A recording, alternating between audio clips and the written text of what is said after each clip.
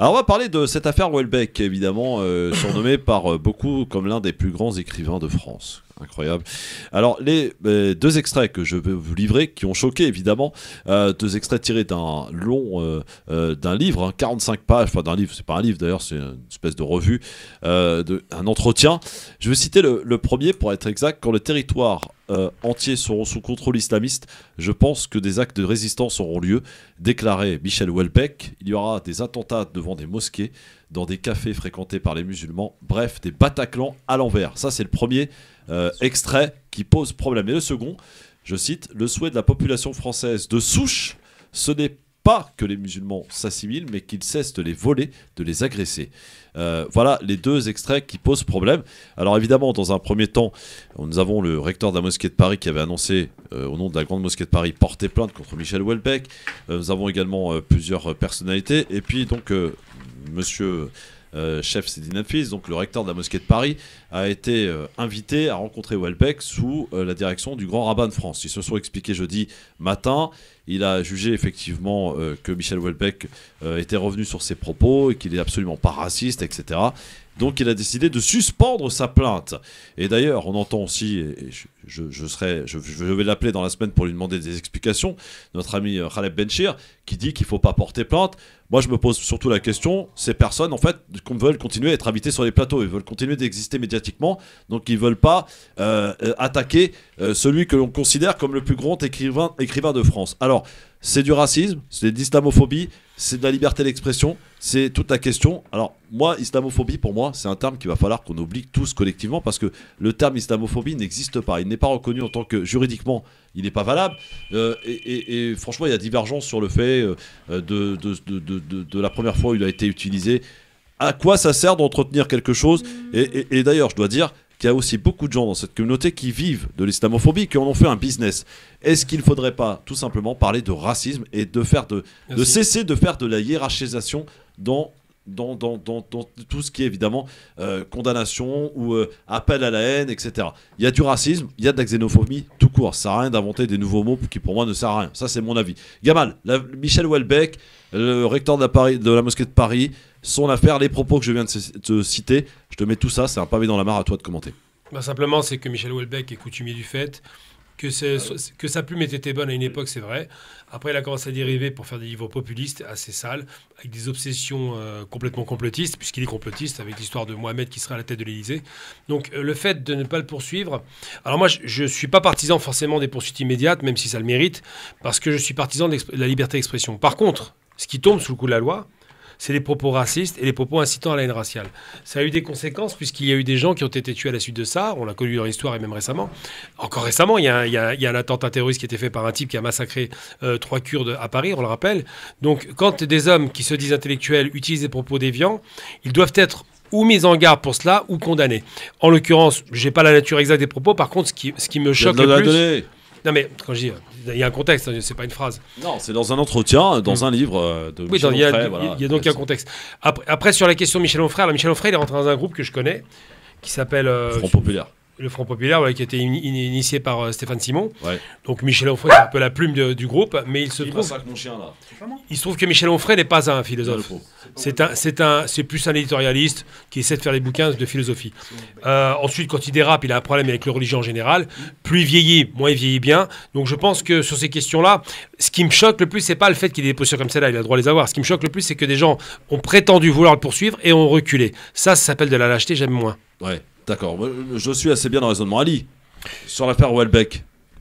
Alors sincèrement, ce monsieur écrit ce qu'il a envie d'écrire. Ouais. On est dans un pays de liberté. Liberté d'expression. Ouais. Et moi là-dessus, ça ne me pose aucun problème. Par contre, à côté, effectivement, à partir dans un pays de droit, ce qui est important, c'est que ces gens-là, en fait, on se rend compte de quoi ? Ils font la une. Alors, ils écrivent des choses qui peuvent être diffamatoires et tout. Et la pub, c'est quoi ?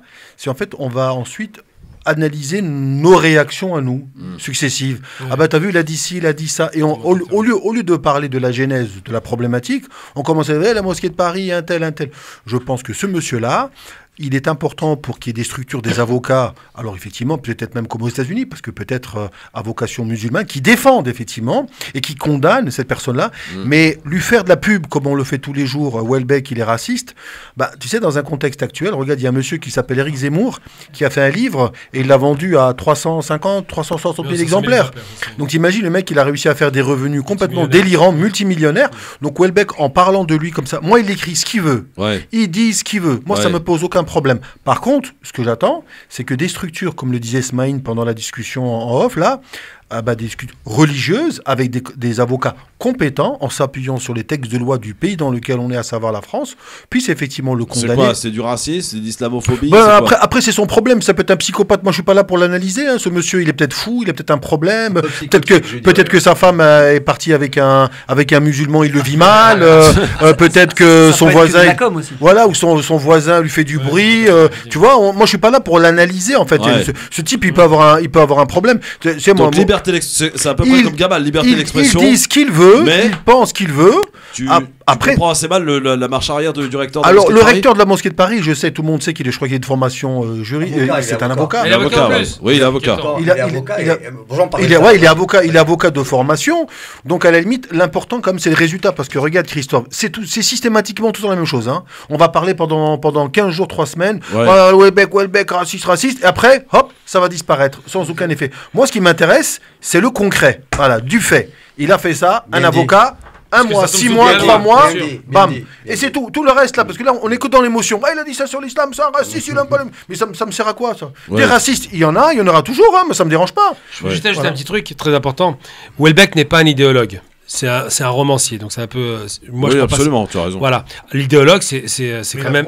Oui, non, mais ça, un romancier peut dire. Le romancier m'inquiète moins. Ce qui m'inquiète, c'est un type comme Zemmour qui est un polémiste, mais surtout ce qui m'inquiète le plus, c'est Renaud Camus. Parce que Renaud Camus, ce qu'il écrit, c'est de l'idéologie pure et ça conduit à la mort, comme on l'a vu à Christchurch. Donc c'est ceux-là qui doivent être condamnés. Smaïn.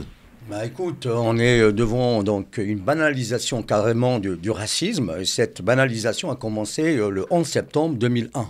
Donc pour nos auditeurs.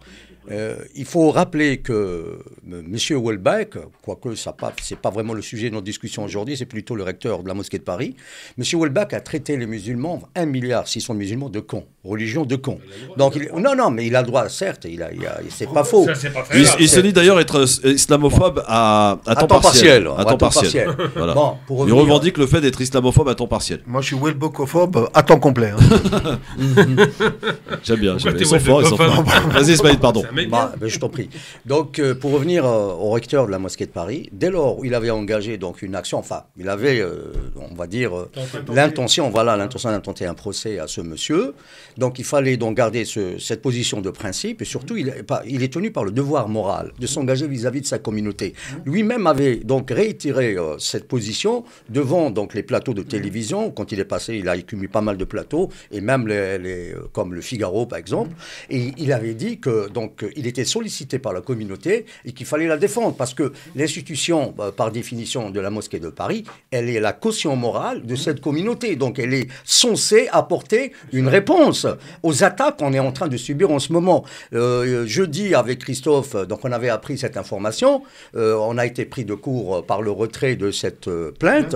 Et sur le donc à chaud, donc à chaud, j'avais dit que si on laissait ce genre d'individus, ce genre d'énergumènes comme Bethior, je ne sais pas si vous connaissez Bethior, avec sa formule, sa thèse sur Eurabia, comme quoi les Arabes sont là pour attaquer l'Europe, donc la nouvelle Rome moderne, et qu'aujourd'hui on laisse faire et qu'il n'y a pas de sanctions qui suivent. Parce que là, comme disent nos chers frères africains, les juges, en parlant des juges, il faudrait une sanction exemplaire. Parce que même si je suis pour la liberté d'expression, pourquoi quand il s'agit des musulmans, la liberté d'expression elle a toute cette latitude, et quand il s'agit de d'autres, par exemple, on s'arrête et on se met, on va dire, on se trace des lignes rouges à ne pas dépasser. Oui, et puis que bien foutre le rabbin de France, je veux dire, dans cette affaire. Non, le rabbin de France, il a fait son travail de médiateur, on peut le comprendre. Ceci dit, on peut le comprendre. Mais pardon, s'il vous plaît. Donc, pour revenir à ce monsieur que j'ai essayé de joindre ce matin en vain, en Qui parlant du recteur de la mosquée de Paris. Oui, mais il se Donc je cache, voulais avoir ouais. ses appréciations. Ouais. Parce que, et lui, qui par exemple, par principe, déjà, il était l'avocat de monsieur, je ne sais pas si vous vous rappelez de l'histoire de Mohamed Khouaz, celui qui a été assassiné à Sens. Est-ce que vous vous rappelez, en 1996? Non, ouais, il y a longtemps, mais c'était en 1996. J'étais pas né. Donc, tu n'étais pas né, c'est bien, très bien. Moi aussi, j'étais pas né.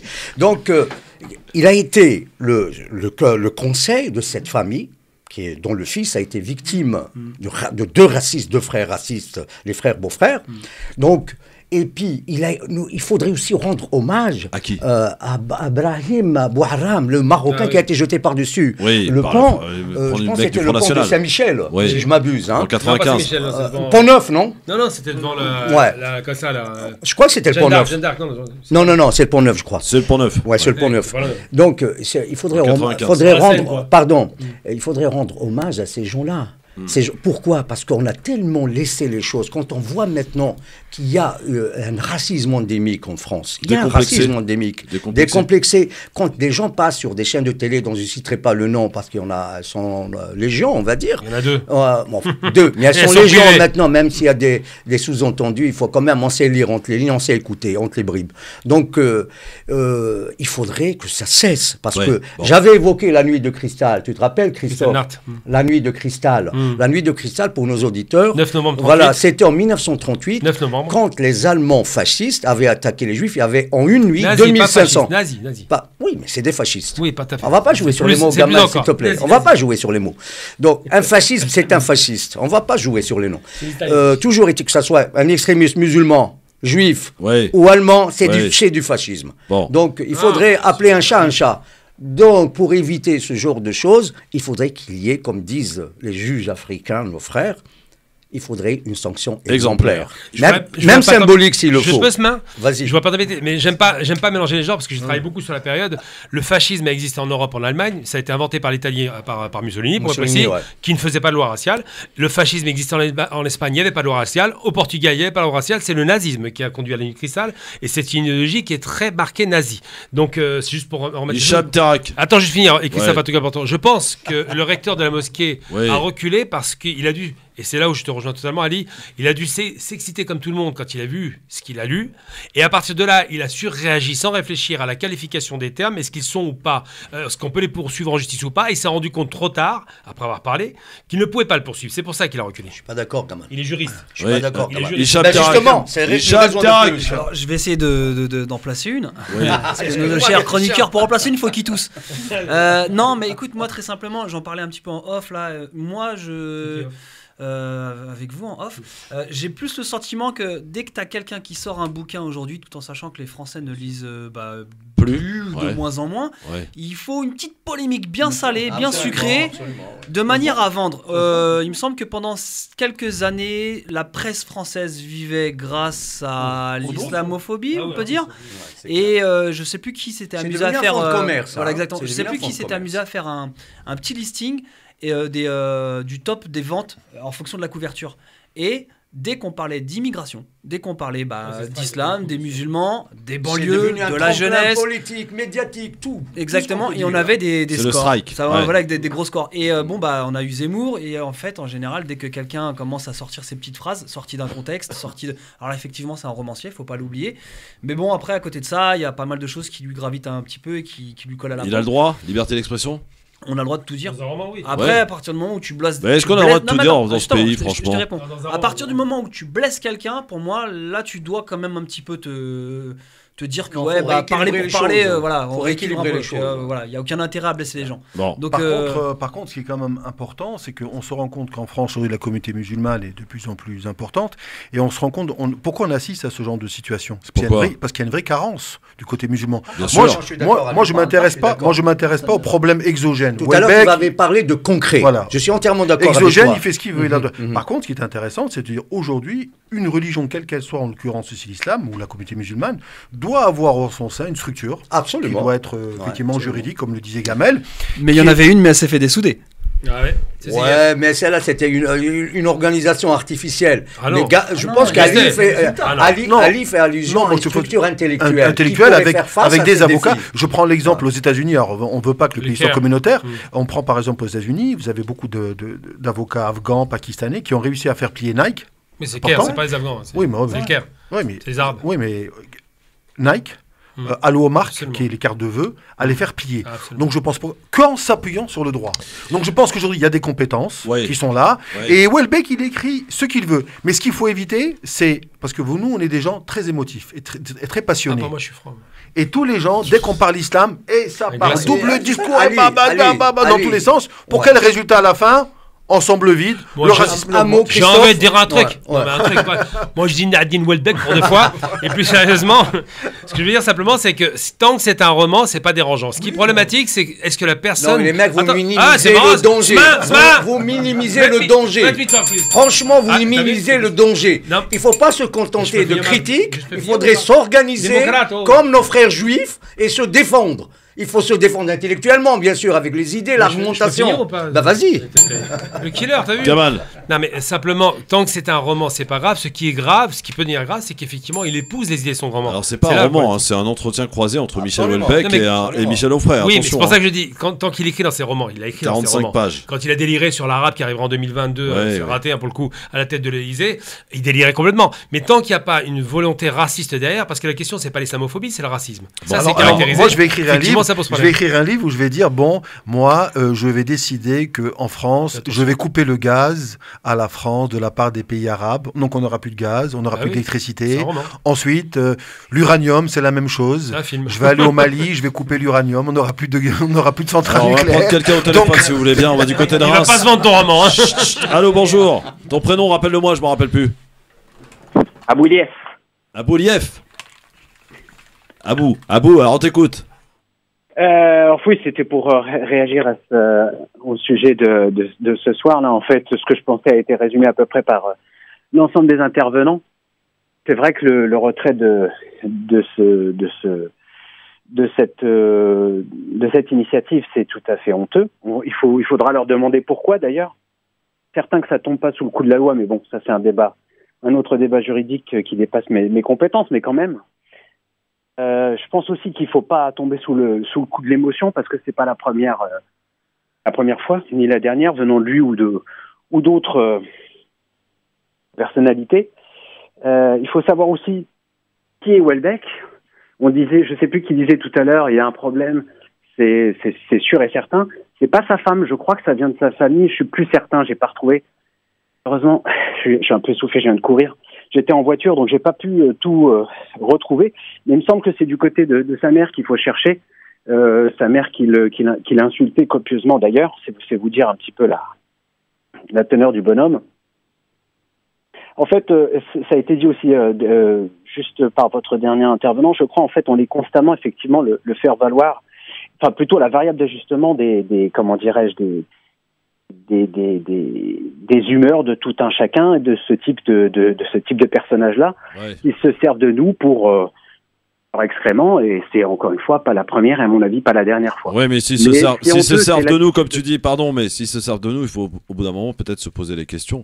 Pourquoi on leur permet de se servir de nous et de s'assuyer sur un tapis avec des propos diffamatoires absolument scandaleux régulièrement? Parce que cette communauté ne représente rien. Cette communauté n'a pas compris aujourd'hui qu'il fallait commencer. Et depuis longtemps, elle aurait dû le faire. Au lieu de construire des mosquées, peut-être mettre leurs enfants dans les plus belles écoles, dans les écoles prestigieuses, pour préparer l'avenir et afin d'avoir des enfants demain qui pèsent dans des postes de responsabilité. Sauf qu'on est aveuglé par des constats parfois qui sont par notre fainéantise et par notre manque de solidarité. Parce que dès que quelqu'un essaye d'émerger dans cette communauté, il est tout de suite placé au poste de la guillotine. Non, c'est vrai, au bout d'un moment, il faut se poser des questions. Il faut s'auto-analyser de temps en temps, je veux dire. D'aller chercher les problèmes ailleurs, alors qu'ils sont déjà au sein même de cette communauté, peut-être qu'il serait bien de balayer devant sa porte. Juste Dupond-Moretti a dit une chose intéressante. Il a récupéré les propos d'Anna Arendt, je ne sais pas si vous connaissez. Voilà, la banalité du mal, en expliquant effectivement que M. Houellebecq, dans ses écrits, incite à la haine et effectivement, par ses propos, banalise le mal. Ouais, bon, merci en tout cas, cher ami auditeur, et merci de ta prestation. Dernier point, moi je pense que sincèrement aujourd'hui, tu penses quoi? On est tellement motivés. Moi, des Welbeck, j'adore parce que c'est ce qui va permettre aux gens, justement, comme disait Smaïn, au contraire, c'est ça qui va une vraie prise de conscience, pas une prise de conscience émotionnelle à un instant T en disant ça, mais se dire, comme tu viens de dire, Christophe, le mot organisé, moi je n'aime pas trop, pas spécialement. Se structurer. Voilà, il y a un vrai devoir. Effectivement, d'avoir des structures aujourd'hui qui défendent, avec pas nous organiser. Comme le CRAN, par exemple. Il y a des intellectuels, des avocats, par exemple, dans le domaine juridique. Et ça, c'est important. Il n'y a que ces causes-là qui vont faire que tu vas alors, on en reparlera demain, si vous voulez bien, amis auditrices, auditeurs, dans l'émission spéciale. Merci, Welbeck, ou comme tu dis, toi. Spécial auditeur, demain, c'est vous qui aurez la parole demain entre 16h et 18h. C'est vous qui prendrez le pouvoir de cette émission. Je ne préparerai rien et c'est pas les sujets qui mentent. Vous pourrez les commenter avec nous, nous donner vos impressions et vos avis qui nous intéressent. Bon, messieurs.